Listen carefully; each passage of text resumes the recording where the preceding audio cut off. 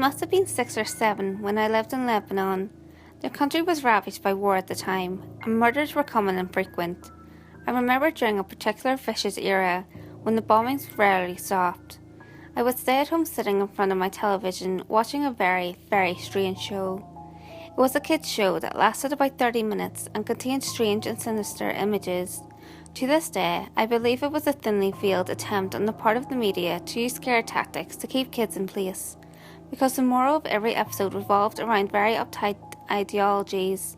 Stuff like, bad kids stay up late, bad kids have their hands under the covers when they sleep, and bad kids steal food from the fridge at night. It was very weird, and in Arabic to top it off. I didn't understand much of it, but for the most part, the images were very graphic and comprehensive. The thing that struck with me the most, however, was the closing scene. It reminded me much of the same in every episode. The camera would zoom in on an old, rusted closed door. As I got closer to the door, strange and sometimes even agonizing screams would become more audible. It was extremely frightening, especially for children programming. Then a text would appear on the screen in Arabic reading, "That's where bad kids go." Eventually, both the image and the sound would fade out, and that would be the end of the episode. About 15 or 16 years later, I became a journalistic photographer. That show had been in my mind all my life, popping up in my thoughts sporadically. Eventually, I had had enough and decided to do some research. I finally managed to uncover the location of the studio where much of that channel's programming had been recorded. Upon further research and eventually travelling on site, I found out it was now desolate and had been abandoned after the big war ended. I entered the building with my camera. It was burnt out from the inside.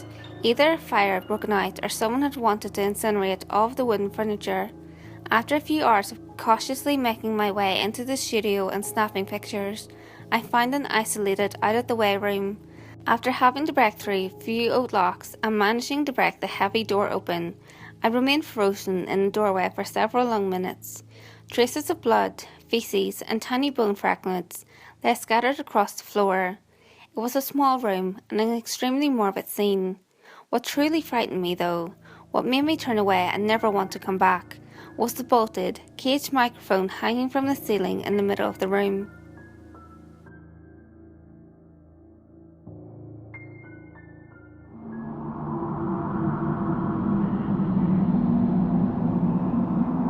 Hey guys, if you enjoyed this video, give it a thumbs up and share it with your friends. You can also leave a comment below. All feedback, good or otherwise, is always appreciated. If you have any creepy stories of your own, or have any topics that you would like me to cover, feel free to send them in via any of my social media. You can find all links to my social media in the description below. Until next time guys, make sure you lock your doors, stay safe, and I'll see you next video.